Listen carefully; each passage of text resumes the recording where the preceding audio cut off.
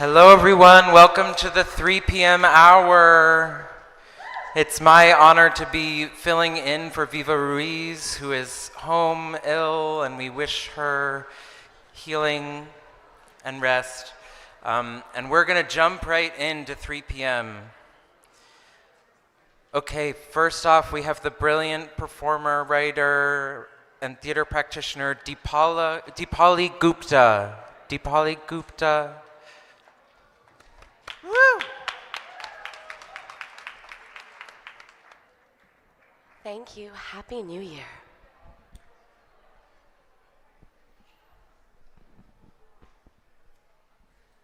This is a song. I know. I heard an ooh. It's called Animal. Animal tearing itself apart. Empty prayer from a starving heart. What you gave me was all you had. Your love so strong, your need so bad. Torn up paper and worn down felted pen. So I turn into a poem. What then? So I become a song. What now? I try to satisfy us both, but your hunger is killing my appetite somehow. I didn't ask for what I want, so this is what I get. You're fucking me until I bleed and telling me I'm wet. I come in anger, I come in despair. I only come when you're not there. I come in anger, I come in despair. I only come when you're not there. Animal offering their suffering to God, asking for forgiveness of their human flaws. You want me to forgive you for your anger and your shame, so I'll become the carcass of a sacrifice made in the name of love.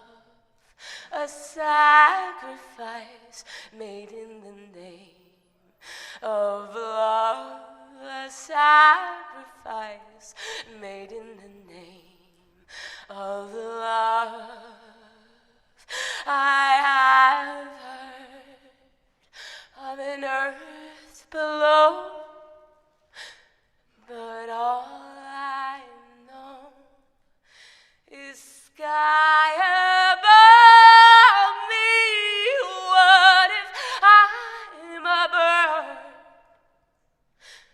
What if I'm a bird of prey? What if I'm a bird of prey with wings and claws and my eye on you? Thank you.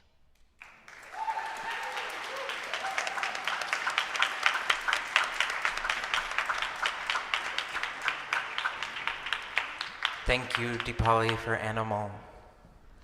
Next, we have Matt Longabuco. Woo. Matt Longabuco is a former coordinator of the Friday Night Poetry series at the Poetry Project.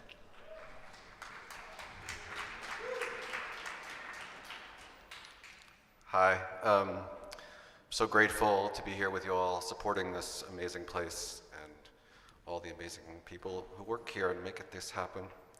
I'm going to read two poems This is called Reverie, or The Losers. What I thought were fangs are pennants. That's not a creature mouth, it's a cell phone store's grand opening. We wandered this area. You said 10 years so slowly it took 10 years to say it. Editing, brooding over pace. In this format, even Black Leader has its code. In the final shot, she's a vampire, pleased about it. In the derelict factory where the fucked up trio of grifters who've pretended thus far to be strangers meet up, she descends from the dark rafters to drain them, set them free. Grifters is too much. People have buttons. The buttons can be pushed.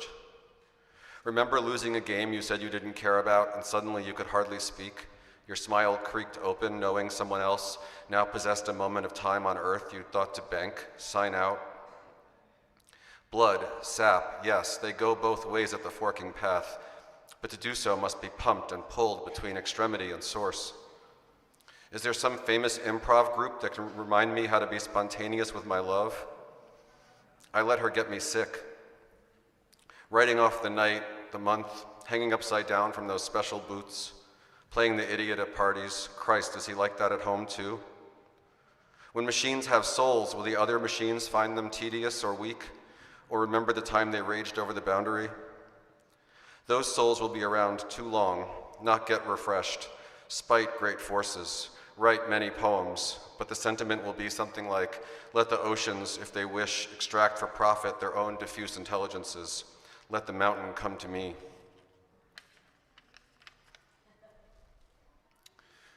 What's it like living in the heart of the empire? Cross-faded, understanding every time you shift in your chair, another bomb drops, another lineage is wiped from the earth. What it's like is everyone at the bakery knows they order a sack of ashes, or worse, they don't know, or worst of all, know and don't care, betrayed only by their frantic self-portraits, clown-mouthed from the dust. All is confusion and obscenity here. It turns out there is much you cannot say without awakening the enormous diseased eyeball that in turn diseases with its gaze a subject whose nerve endings wither just short of the edge of a reality thick with beings. And when you pick up the phone to speak to something ancient, the other end of the line's gone totally dead. Thanks. Thank you, Matt. What is it like living in the heart of an empire? Okay, next we have Donna Isabel de la Cruz. Woo. Donna Isabel de la Cruz, Filipino poet and organizer, does not believe we can write away imperialism and invites you to join them in the struggle toward a new world.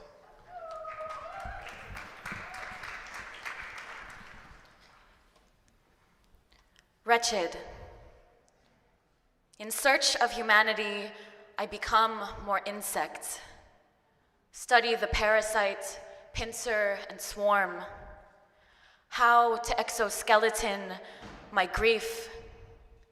Mourning again, and 6,000 workers with my name leave the islands to starve someplace richer. A professor asks if peasant is too extreme of a word, as olive trees turn to smoke, landless. No one told me my grandfather was a farmer, years before I dreamed of a country that no longer imports rice. Is a slow death not a death? Yesterday they slaughter the peace consultants. Tomorrow, what dares hatch from the rot? Here, sterile and arid, the utterly naked declivity. What could I tell you about necessary violence? The damp cave, its teeth, its tongues, ready to speak in insatiable echoes. Here, under cover of unoccupied night, wasn't it Mao who said gorillas must be like gnats? The people bury phosphorus under sand. From the sand, make hammers out of if. Ants rip apart the scorpion, leg by leg by leg, and I cannot look away. Come dirt-colored hailstorm, extincted dragonflies, hated and guilty of wanting. Come maggot thirst, come thick plume of termites, come venomed and threaten new atmosphere. We said freedom is revolting. Even the wretched can dream, can cling to the light of October moons, rub our hideous bodies together and chirp. Thank you. Beautiful, thank you, Dana. Okay, next we have a trio, Max Crandall, Ashkan Benzadi, and Stephen Ira. Yeah. We're gonna do a little setup, and I'm gonna read the bio very slowly. Poets, playwrights, composers, and friends. It's my pleasure to introduce Max Crandall, Ashkan Benzadi, and Stephen Ira.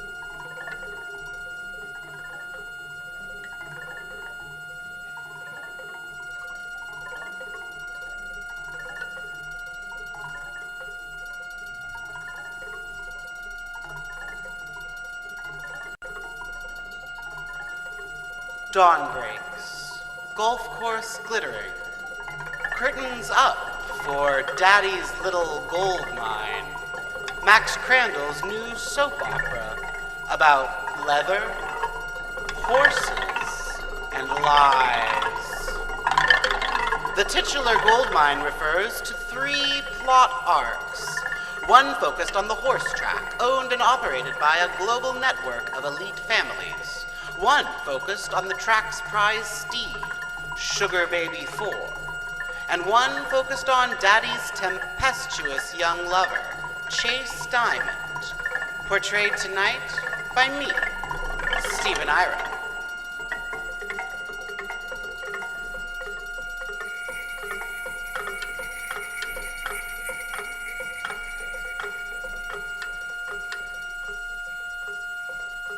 Chase, you look especially wistful tonight. Is there something I can do? It's nothing, Daddy. I don't need you.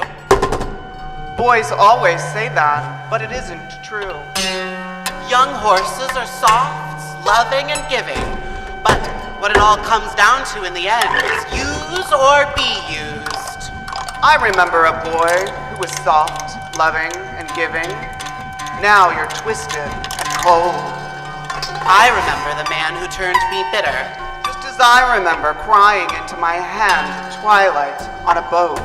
I was alone. You were all alone. I made sure of that. Well, technically I'm never alone because of my prize steed, Sugar Baby 4. Oh, I remember your horse's name. I named him after you, Chase. Shouldn't have. I remember there were other horses, other names before mine. Oh, Chase, my dear boy, you never could tell the past from the present.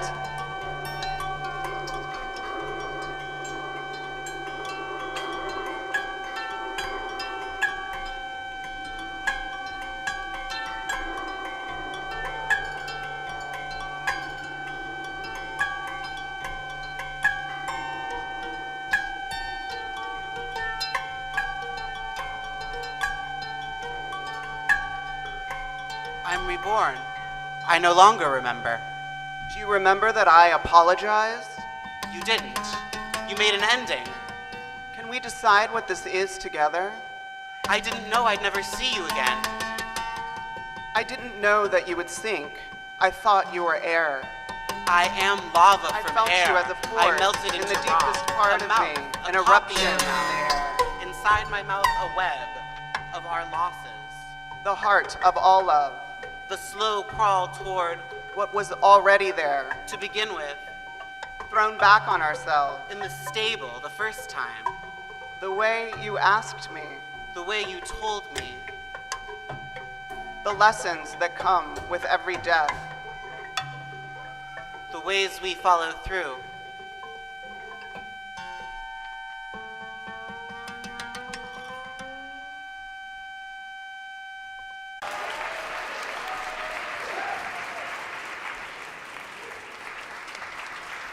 Yes, absolutely. Thank you, Max, Ashkan, and Stephen.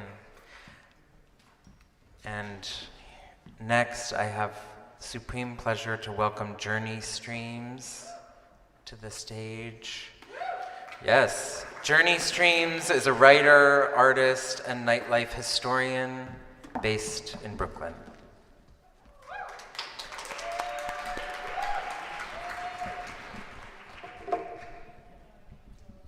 Hi everyone, Happy New Year. I didn't title this, but I'm gonna read it. I only feel like I live in the future when the train arrives on both sides at the same time, and for a second, the platform feels like a conveyor belt, accelerating in the wrong direction. I'm in the bathroom, contemplating a haircut, but I'm distracted by a conversation with the reflection in my lefty scissors. The blades squeak. Most visual art is accelerationist by nature, timeless insofar as it quickens the slippage of the present into the past, a perpetual reverence of reference, the prefabrication of histories that know how to feel before we do, ultimately collapsing in on itself, a cannibalism so spectacular that it bears repeating. We live in the future, I offer, and history is already made? My reflection nods a dismissal, but I still want to talk about the dreams. I think the only dreams that really come true are the ones we can't remember. I dreamt that something warm unfurled from the center of my scalp, dripped into my ear canal, and cured my tinnitus with a brighter sound. I'm conflating precognition with premonition, but memory only accommodates the facts that suit it. It's no more or less a dream, and not even a good one.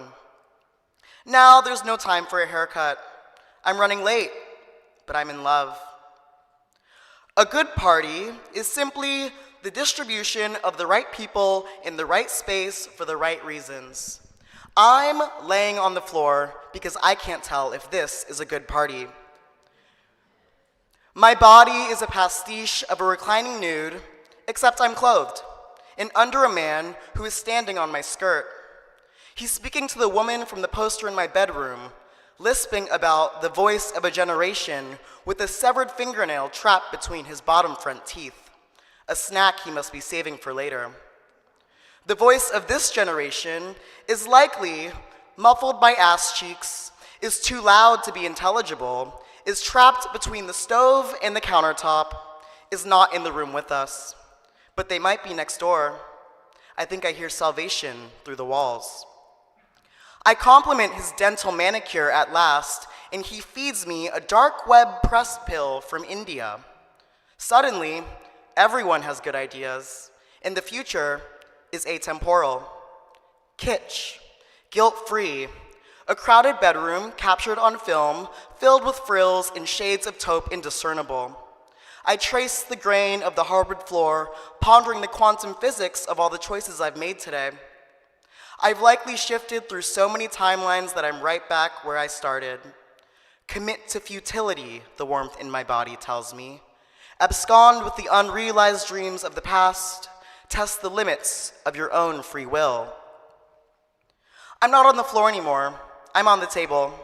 I'm a table dancer, a talking head surrounded by talking walls, ugly, stupid walls dripping with the oracular intuition of market logic. The merchandise mocks me, and now my feelings are hurt. I'm not usually one to complain, but I stomp my foot and someone hands me the axe. What if this performance is a filibuster? What if intersectionality is actually just Toyotathon? And the girl in my dream is too concerned with her reflection to break the glass ceiling? Or is it a floor? Which way is up, and what kinds of decisions are made in silence? What's your name again? And how much longer until the sublime of nostalgia completely usurps truth? Are you mad at me? My skin trembles broken promises. My death drive needs new firmware, and now I have a headache in the shape of a friend that never dresses for the weather and then makes it everyone else's problem. I'm reduced to a puddle of pleasures previously unbeknownst to me, caught in the belly button of a mannequin. And all I can hear over the sound of my ego forgiving my id are the words, "Can we go dance now?" Thank you. Yes, beautiful. Thank you, Journey. Wonderful. Okay, next, moving right along, we have Ariane Ayu Alizio. Ariane Ayu Alizio is a Capricorn stellium filmmaker and Brannon Prize winner who knows Palestine will be free in our lifetime.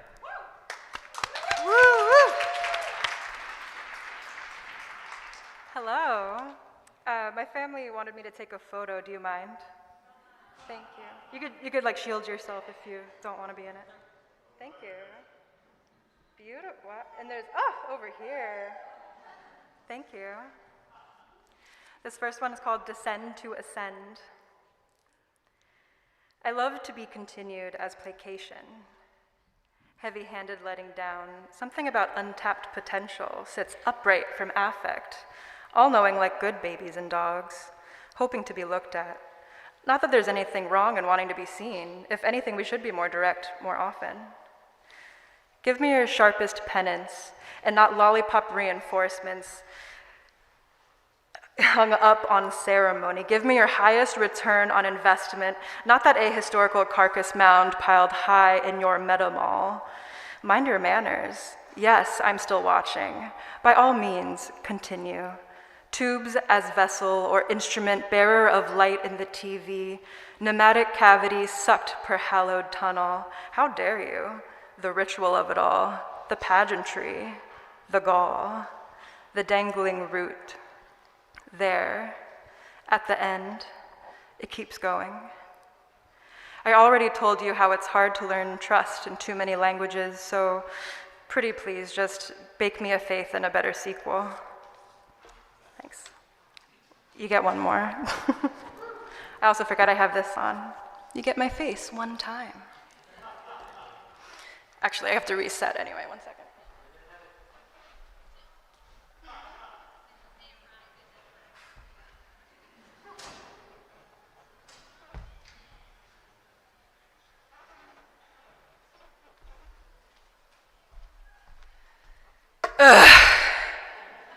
My spine. I'm melting or grinding down into a fine paste. I pray to have some of me one day. Why is utility one F away from disposal or spiral or averted eye contact? I'd like to think I'm above it, that I'm some unfuckwithable mechanism, but sometimes perilous forces get the better of me when my guard is low tide and there is no horizon. But you can hear its beautiful dumb wholeness that knows everything you can't see. You can let me out here. I don't have my bearings, which means I must be powder. And this is all turning out just like I hoped. And my dust is dissolving into the wettest folds of the coastline, under a new moon, until I'm ancient again, until I've been here before. Thank you. Thank you, Ariane. Beautiful. Okay, next we have Leanne Brown. Leanne Brown is a multiplicitous poet and the founding editrix of Tender Buttons Press. Hi, everybody. I just put some Tender Buttons books back on the table, so go get some. I want to thank the Poetry Project for making a space for poetry. I want to thank all the word people here that give space for the word. It's been an excellent reading so far. I heard the first part of it in bed. Now I'm here on stage. So if you've followed my practice, you know that I like to sing. So I'm going to try to do that. What I've called it today is intoning. This is a relatively new poem, so I haven't spent a lot of time with it. I wrote it about 2 or 3 days ago. So in the spirit of keeping poetry alive in our daily lives, I hope all you secret poets out there are writing, and I hope everybody keeps doing their creativity to keep us alive together and in ourselves. So thanks. All right. Thank you. Word person. Glimmers of a poem in the late year.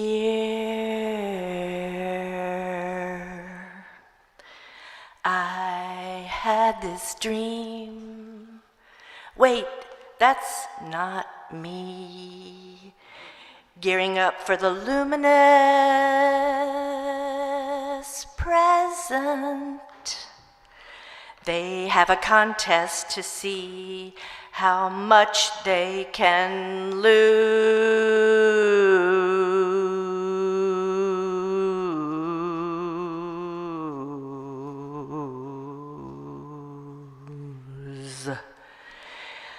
As in avant-garde film, in bowler hats and candles, I am of my parents, and I am on their floor with much padding and quilts.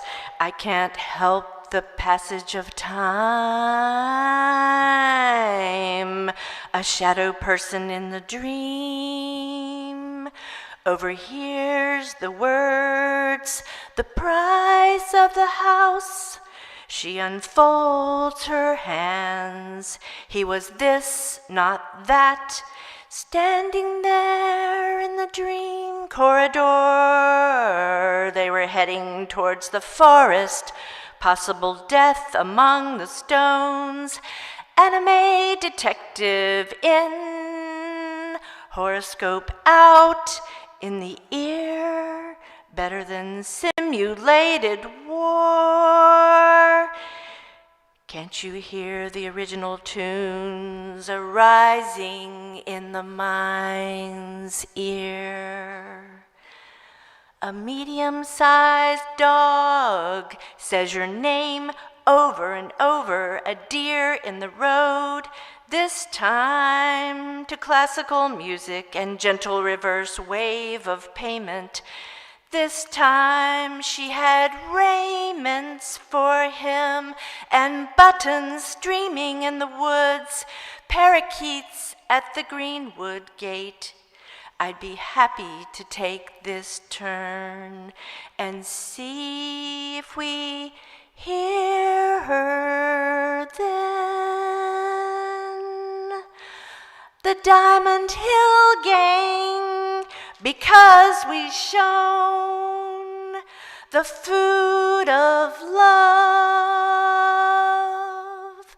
For a word person is song.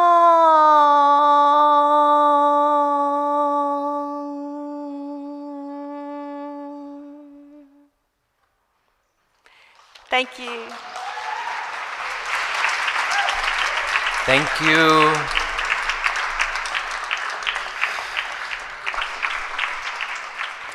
Okay, next up we have Dave Morse. Yeah. Dave Morse is one half of the bookstore Better Read Than Dead, which as of today celebrates its 10th year since it first opened in a Brooklyn shipping container while he was living in a nearby camper van. He now sleeps occasionally in his apartment in Queens. Dave Morse. Hi everyone, Happy New Year. I'm going to read little bits from a longer poem that I write once in a while, including some stuff that I wrote in the backyard just now. And I'm going to dedicate it to my friend Mego, who should be here and often was. Do you scare easy? Is the shoe functional?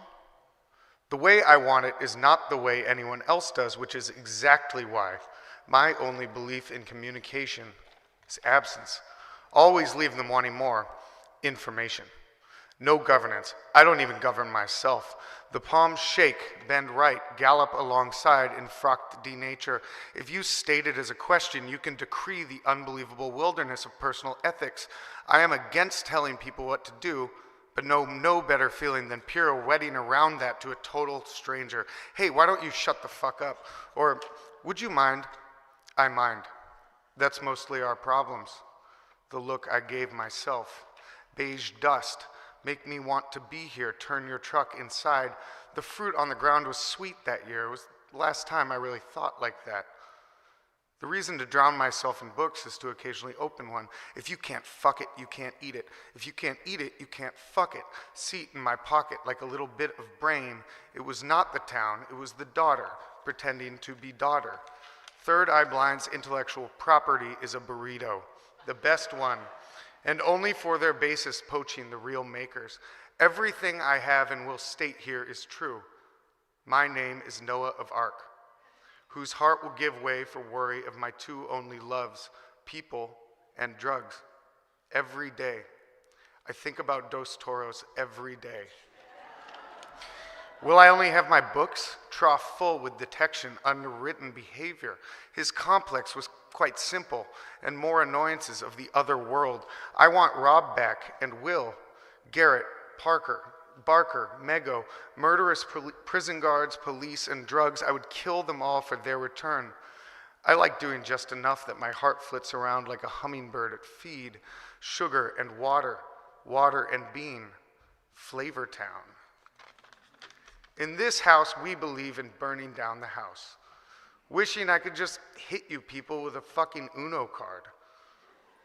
Clothes remain unhuman. I am. I do not see. Give me that pipe, why don't you? No, the pipe does not fit the face. Subtraction is best architecture.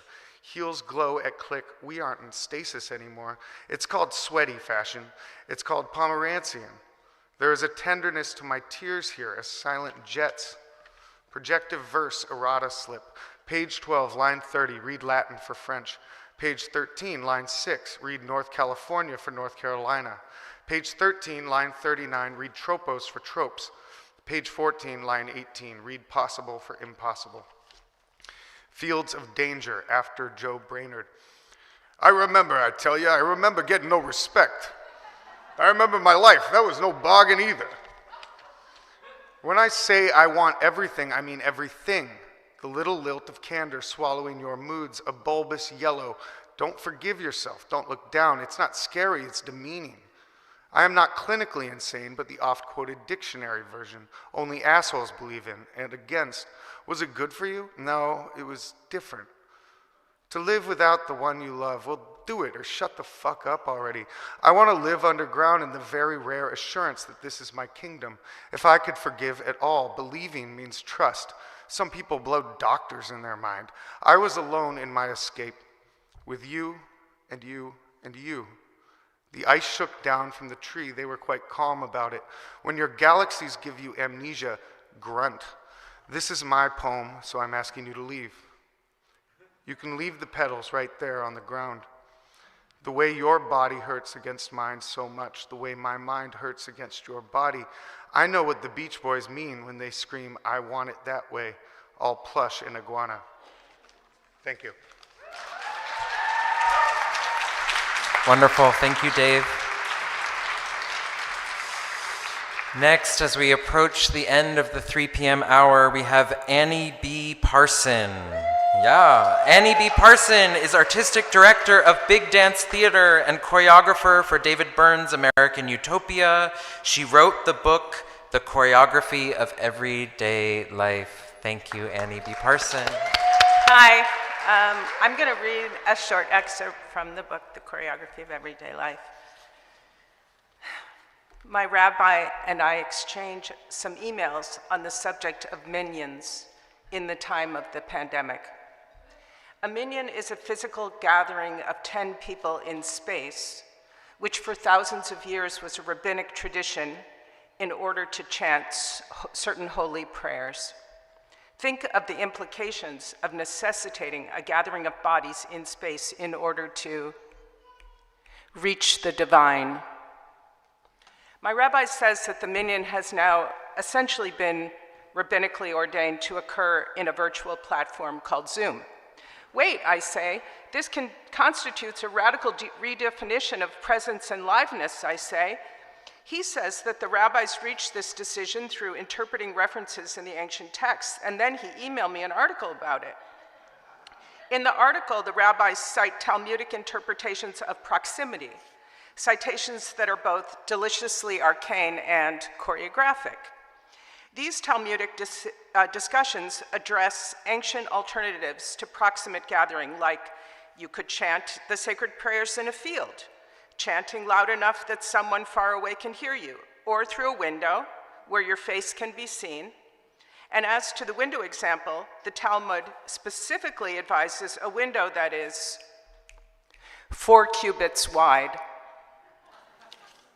I look up the length of a cubit, and in the Old Testament, it's the length from the tip of your finger to your elbow. I make a note to myself that the next time I go into a theater to measure the stage and forget my measuring tape, which I always forget, I can do it in biblical cubits with my elbow. The most important prayer that is said in the minyan is the memorial prayer for the dead. The mourner's chant, a prayer that is believed to benefit both you and the dead, implying a mind-blowing reciprocity between this world and the next.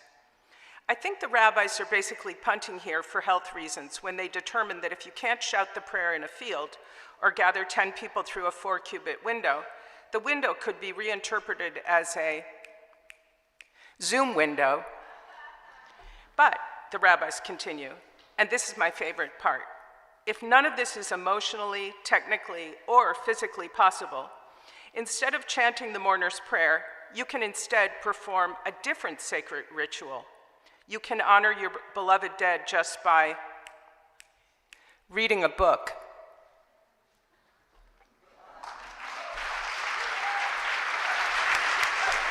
Thank you.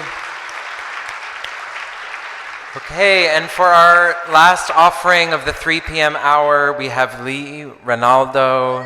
Lee Ronaldo is a founding member of Sonic Youth. He is an artist, writer, and musician. Welcome, Lee.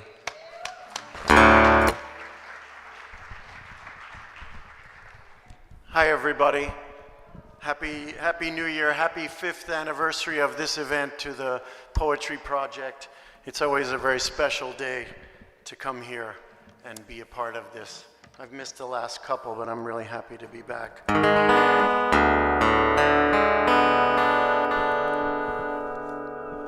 I'm gonna play a song from last year called 40 Songs. The lyrics to the song are by the poet Michael McClure. I'm sure he was a great friend of this hallowed house here, and he was a friend of me as well. And I worked on a project last year called the Bird Song Project to raise money for bird habitats worldwide.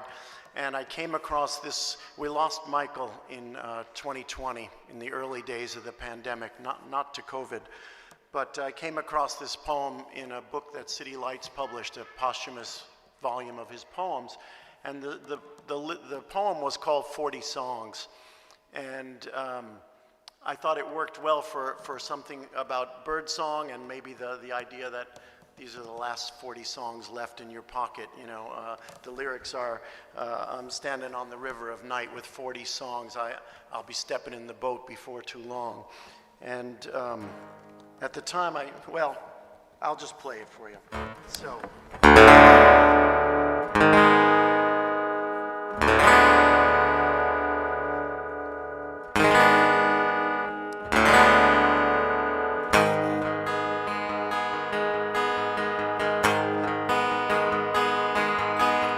Standing on the river of night with 40 songs.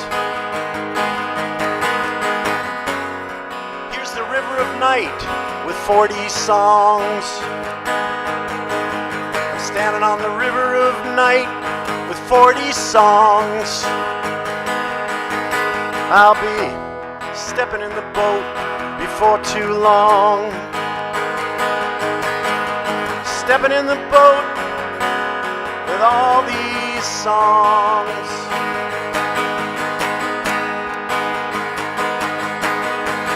standing on the river of night with 40 songs. Here's the river of night with 40 songs. Standing on the river of night with 40 songs. I'll be stepping in the boat before too long. Stepping in the boat with all these songs. White hair hanging in my beard like moss. Everything I see is movies in a dream. Look at bubbles flowing around the rocks in the stream. Everything I see is movies in a dream. Look at bubbles flowing around the rocks.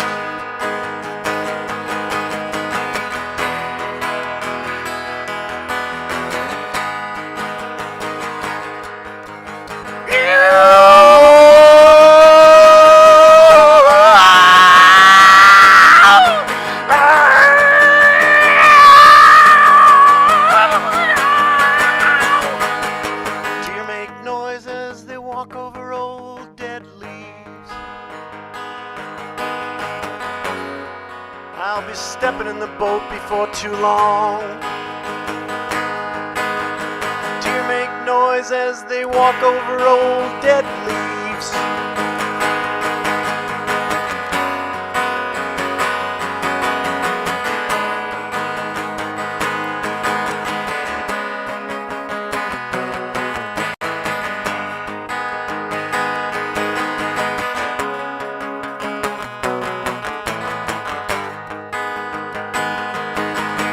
Voices in the head.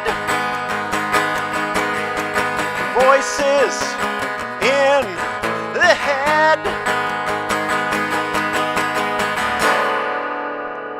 Like Alibaba and the thieves.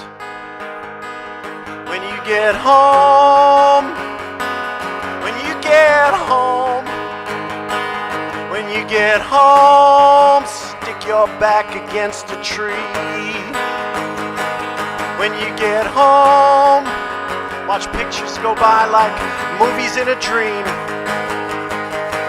Standing on the river of night with 40 songs. Here's the river of night with 40 songs.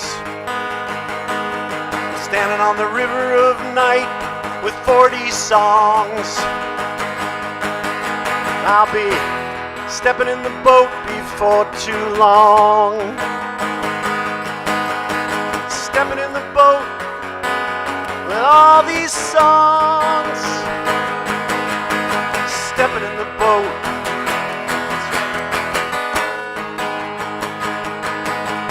Stepping in the boat.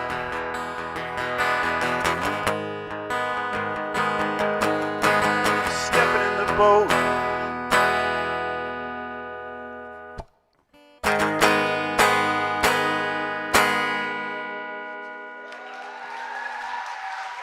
Happy New Year, everyone. Pray for peace. Thank you, Lee, and thank you to all the offerings in the 3 to 4 hour.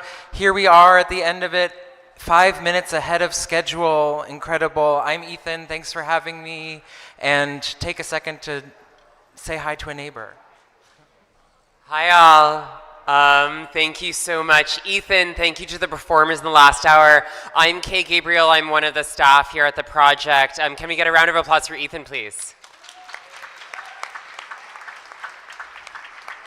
We are a little early, but we are going to start